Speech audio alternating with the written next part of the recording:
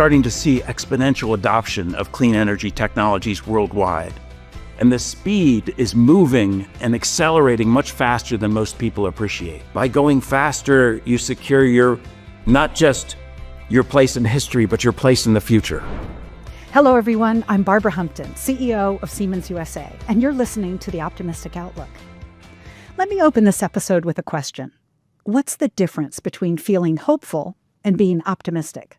Well, there's no perfect answer to this, but I ask because oftentimes I hear these terms being used interchangeably, when for me, there are some subtle differences. If I'm feeling hopeful, I'm hearing something that indicates a positive outcome is likely, whereas with optimism, it's a little different. What I'm feeling is the confidence that a problem is solvable. I say this because after this episode, you're going to be feeling both hopeful and optimistic when it comes to the clean energy transition. My guest today, John Kreitz, is the CEO of RMI, an organization working to transform global energy systems through market-driven solutions. And I want to pick up our conversation with John offering a view of the energy transition that might surprise you. All right, take a listen. We hear a lot about different things. We're not moving fast enough, or maybe we'll never make it. We've heard people say, yeah, we're going to be successful, but I'm not sure that we can hit the timelines that are needed. Where are we right now in the energy transition? A lot of people today are fixated on the tipping points that we're hitting in nature. And to be clear, we are hitting those natural tipping points. But what they're missing is that we're also hitting positive tipping points on climate solutions as well. And we're starting to see exponential adoption of clean energy technologies worldwide. Solar and wind are now the cheapest source of new energy for 85% of people on the planet. And those costs are still falling by as much as 50% by the end of this decade. Just last year, renewable capacity grew 50%. That's the biggest jump in 20 years. We installed 540 gigawatts of renewables last year. That's equivalent to the capacity of all the generation in Germany and Japan combined. And that trend is continuing this year, right? So we have to recognize that this year we're going to install as much as that entire total from last year in just solar alone. The IEA itself is telling us that in just 5 years, we'll install as much renewable capacity as the fossil fuel industry managed in the past 120 years. Back in 2020, it was only 1 in 20 cars globally that was electric. Last year, it was 1 in 5 cars. In 2026, it'll be 1 in 2 cars sold globally are going to be electric. And the batteries are a big part of that story. Last year, battery prices dropped nearly 50%. That is going to keep propelling these exponential growths in markets. So the energy transition is very much underway, and the speed is moving and accelerating much faster than most people appreciate. Yeah, when things go exponential at first, it's almost undetectable. But eventually, exponential growth really does become very visible and phenomenal. What are some of the significant actions that have led us to this moment? On the technology side, we're hitting milestones all the time, and we've seen energy storage drop in cost dramatically. Now we're starting to rally around needed things like hydrogen for sustainable aviation fuel and green ammonia and other areas. Air conditioners that are in most windows today were invented back in the 1910 or so by James Carrier. We have the ability to improve on that technology, and we set a goal of a 5-fold more efficient air conditioner at less than twice the price. And we went out to market. We had over 2,100 submissions from 90 plus countries. And in the end, we had 10 finalists. 2 of them had produced air conditioners that were more than 5-fold more efficient at less than twice the price. Both are being produced now at scale by 2 leading companies that bought these startups, and they're being produced now to help solve the problem of a heating planet, but without heating it further. But I think the biggest tipping point that folks may not be aware of is that on the investment side, we've actually tipped markets to favor clean energy technologies. And this year, we're going to double the rate of spending on clean energy relative to fossil fuels. We'll spend $2 trillion on clean energy relative to only $1 trillion on fossil fuels. Even today, we invest more in solar than we invest in oil. there's a strong business case to be made. And you've talked a lot about systems thinking that can help move teams of people forward. Help us understand why even non-engineers should be embracing this concept. Yeah, I mean, we used to talk about the idea of a green premium, and now we think about a green prize, right? And the energy transition, as we look at it, it's the biggest investment opportunity in human history. We're going to spend 3 to 5 trillion per year, every year for the next 25 years to build a new and better economy. But it's highly integrated. And when we talk about this renewable transition, we're talking about how renewable energy and batteries impact transportation, how electrification transforms how we manufacture things, how buildings become smart and interactive, and how people and the grid digitalize together. This is about how we have new supply chains that create jobs and reshape entire economies.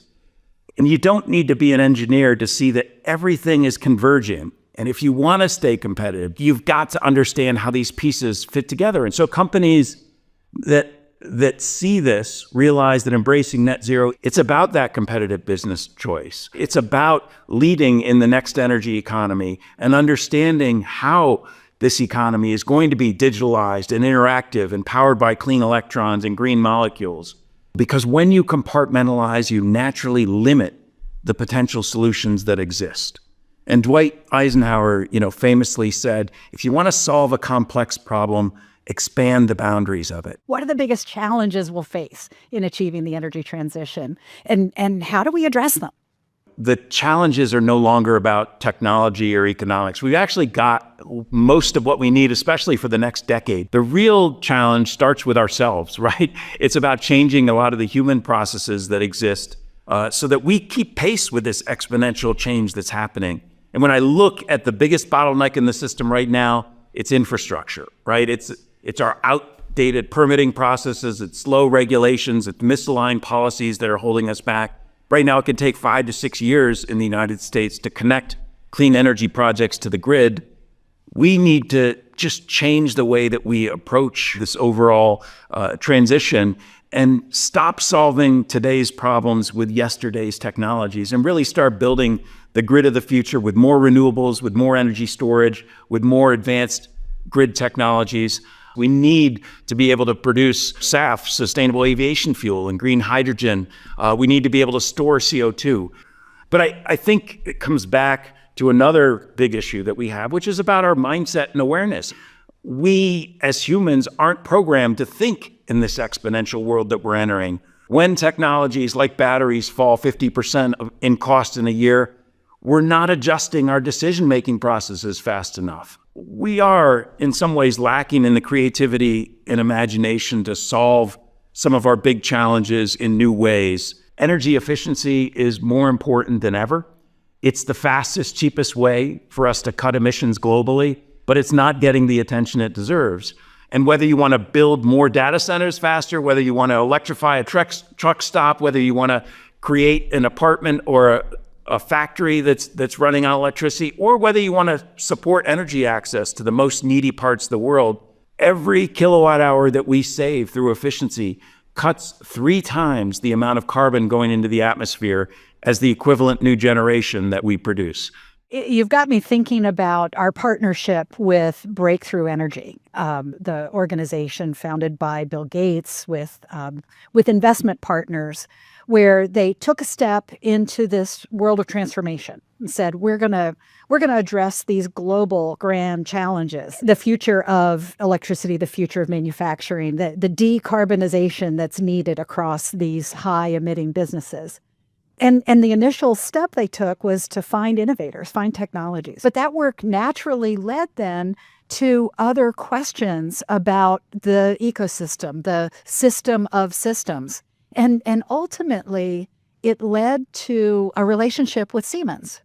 Because as a large employer, as a large manufacturer, Siemens occupies this global space working on these topics. We could actually be part of generating the demand signal so that we could take technologies to scale. I want our audience to get a good feel for the importance of the demand side, the importance of customers, companies like ours who stand up and make commitments, and companies like the tech companies you're working with, the hyperscalers we serve, they're actually driving a market. Fill us in on how you see this demand creation helping to accelerate progress. When you think about how it is we drive change at scale, we need to think in systems. And it's about, yes, having that technology available, like what Siemens provides. And then it's about creating the market demand. And then it's about getting the finance community to ultimately support that transition. And then it's about creating the ratchet with policies that actually make sure that in the system, we're constantly increasing ambition, increasing capacity in the market.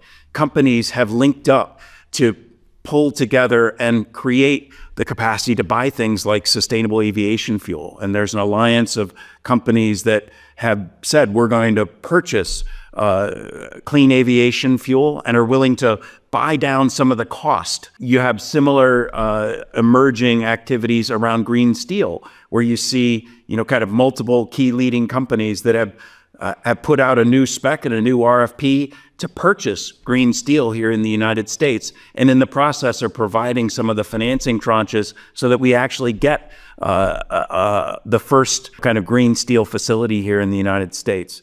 As soon as we're able to express a goal, a challenge, we see the creativity of individuals who pull together and rise to that challenge. We also know that energy is prosperity, right? Our economy in the U.S. can only grow as fast as the grid's capacity to keep up with it. We have lots and lots of demand on it. And one of the big loads on the grid that everybody's been talking about is AI and this new call for data centers and, giant leaps being made and demands for gigawatts of power. And I just want to ask you your opinion about whether is this AI data center growth going to be setting us back, or can addressing the challenge be a positive source of disruption that helps us shape that sustainable future we want?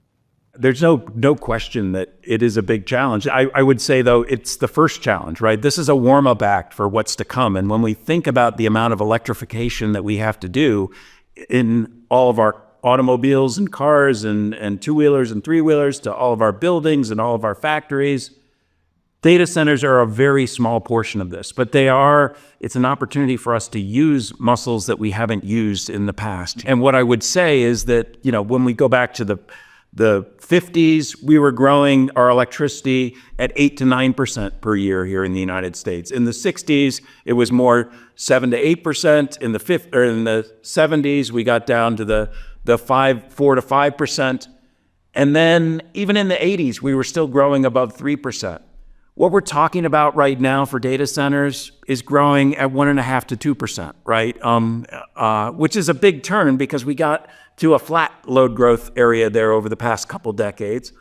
But they're muscles that we've used before, but we've got to retrain ourselves to use them, number one. The good news is we have loads of new technologies and solutions available that we didn't have back in the 50s, 60s, and 70s, using reconductoring technologies that allow us to get more capacity through the same grid lines. We can use grid-enhancing technologies and make our transmission network much smarter to be able to, again, redistribute loads on existing infrastructure. We can also repower existing facilities where we've shut down coal plants and drop in new renewables or other technologies faster than we would otherwise.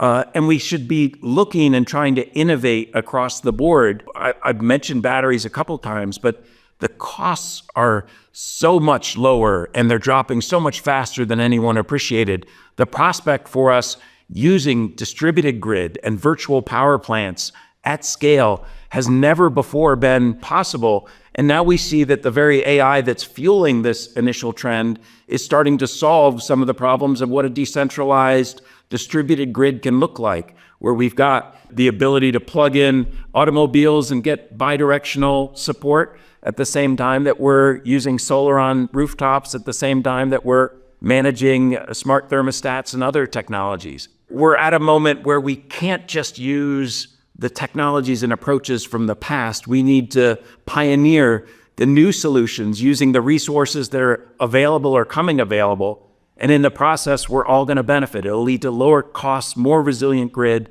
and better solutions over time. Well, all of this brings me back then to where we started, which is the people behind the technology. And I really want to get your take on the leadership that's required to drive this journey that we're on. I'm wondering about your perspective on how organizations can drive change. Everyone has a role to play, right? Whether you're in finance or HR or in operations, out in the business units, it's amazing how individuals can set a standard or create a practice or inspire a conversation that ultimately leads to companies taking a different stance and creating new solutions. When you look at the companies that have redefined and reset aspirations, and it goes back to, kind of back in the 90s, Interface Carpet saying, we're not going to use petroleum products and we're going to become a net zero company before anyone even knew what net zero meant, over into, the early days of Ørsted and Tesla starting to say, what happens if we dramatically re-envision what transportation looks like or what a grid could look like. The last decade here, where companies like Walmart and the big techs like Microsoft and Google started changing their relationship with their supply chains, and in the process inoculated themselves against energy price volatility and a bunch of other things. They future-proofed their business. And now today you see companies tackling the next frontier around things like green steel, where Fortescue and H2 Green Steel or ArcelorMittal are completely re-envisioning what their supply chains and their businesses look like. These are all steps that companies make. And by being bolder, they actually position themselves at a different place in the market. By going faster, you secure not just your place in history, but your place in the future. Everywhere I look across Siemens right now, I'm seeing this same behavior. Everyone who's part of a team is asking, how does my team actually contribute to this and address this? We've got people in supply chain working on tools to help track emissions across an entire supply chain. We've got people in Siemens Financial Services working on how can they finance the next innovators. We have folks who are working with customers. We have a hyperscaler who came to us recently and said, we need you to build this electrical switchgear for our data centers. How about if you use the green steel that we have an offtake agreement for? Everywhere we look, people are realizing in my normal course of business, if I take an additional step, think about this differently, I'm going to get an outcome that actually promotes our overall business strategy. Our business is sustainability. This is the business that we're in. And John, I'd love to end every episode by asking our guests to share their optimistic outlook. If we're successful in enabling the energy transition and experience the exponential growth, paint a picture for what our future will look like. It's not far away, but we can imagine a world where energy is abundant, clean, and it's equitably distributed. It's a future where the limits of today's systems have really been shattered, where the benefits of clean power are distributed and localized worldwide. And that's jobs, but that's also energy security. And we can also imagine that if we do this right, where people are no longer dying from air pollution, but on the other side, that we're saving lives and handing over a world to our children and grandchildren that we all can be proud of. When I look at this transition, I see how we can create a world that's richer, that's fairer, that's cleaner, that's safer in every way than the world that we have today. And best of all, that world is very much within our reach. Well, we're in this with you. Thank you, John. Okay, was I right? Are you better understanding the momentum pushing the energy transition forward and how you can be a positive force for shaping a more sustainable future? Feel free to share your thoughts with me directly in comments or on my LinkedIn page, or even the newsletter. We'll put the links to those in the show notes, where you'll find additional resources related to what John and I discussed. Please follow us on social media and on your favorite podcasting platform. Thank you for tuning in.